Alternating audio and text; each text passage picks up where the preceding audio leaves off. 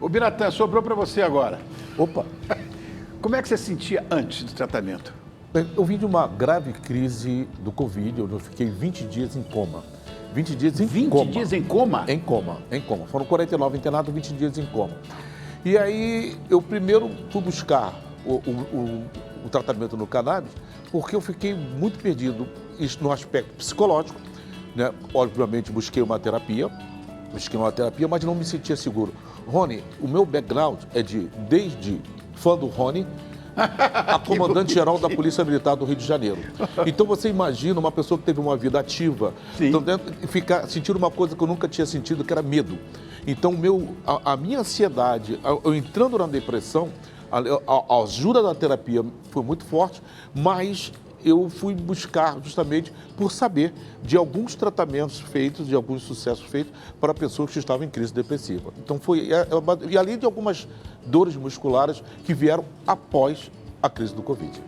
Olha, a crise depressiva é uma coisa que eu tenho, de fato, alguma simpatia, entre aspas, lógico, né, porque dizem que hoje, no caso, a medicina diz que é a doença do século. Mas durante quanto tempo você submeteu a esse tratamento, ou está fazendo até hoje? Do cannabis? E cannabis? Do cannabis, eu tive uma boa dificuldade ainda de começar o tratamento, né? Porque batia até com conceitos, preconceitos. Claro. Embora eu me considere de uma mente bem aberta, eu comecei a utilizar o cannabis no final do ano passado, do meio para o final do ano passado. Né? Já vinha sendo orientado pela médica, mas comecei a utilizar efetivamente esse tratamento. E o que aconteceu marcante? Primeiro, as dores crônicas foram desaparecendo aos poucos, as dores crônicas. E uma coisa que eu só percebi o efeito mesmo do cannabis no meu aspecto psicológico, digamos assim, a partir do primeiro problema que eu tive que enfrentar, e eu já estava enfrentando esse problema como eu era antes do Covid. Porque durante o pós-Covid me fazia ter medo, eu ficava nervoso, eu perdia a calma. E quando eu comecei a enfrentar alguns problemas e ter aquela tranquilidade que eu tinha outrora, eu falei assim, isso está fazendo efeito, isso está dando um bom resultado. Né? Eu me senti muito mais confiante. E eu não tenho dúvida que isso teve um efeito muito fundamental. Minha vida mudou muito. A ponto, Rony, com 66 anos de idade, em fevereiro eu vou ser pai. Ô, bonitão! Nunca é tarde. Nunca é tarde. Não, mas olha, Charlie Chaplin foi pai aos 80. Então... Bom, isso vai ser meu segundo plano.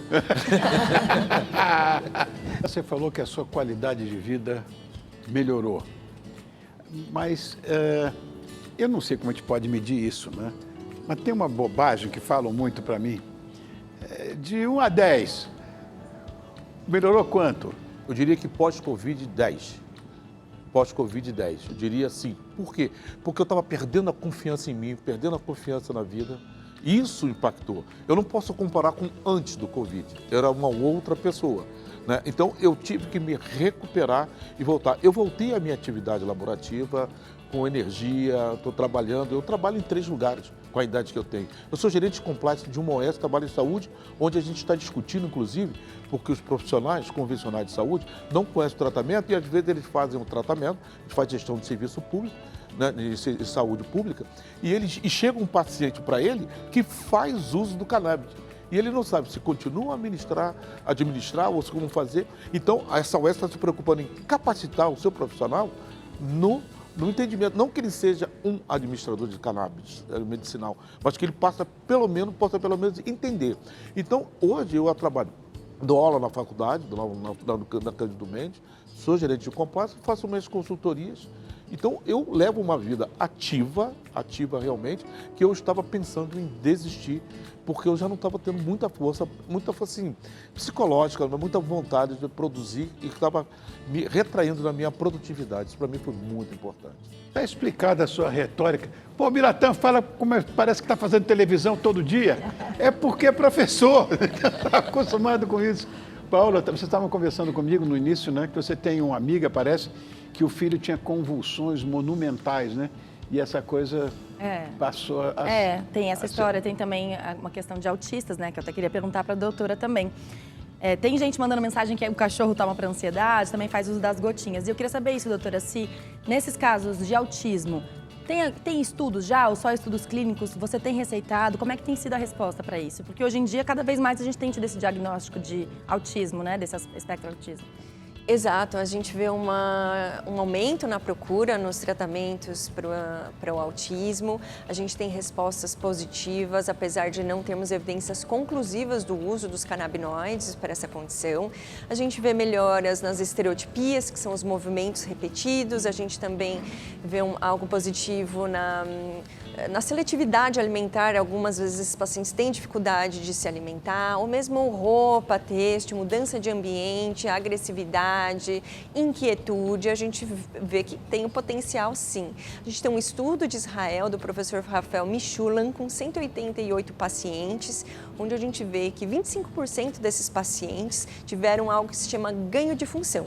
Começaram a executar uma atividade que eles não faziam antes. Então, por exemplo, abotoar a camisa. Pode parecer pequeno para muitos pais, mas pode fazer uma grande diferença nas horas do cuidador e dos familiares no cuidado desse paciente.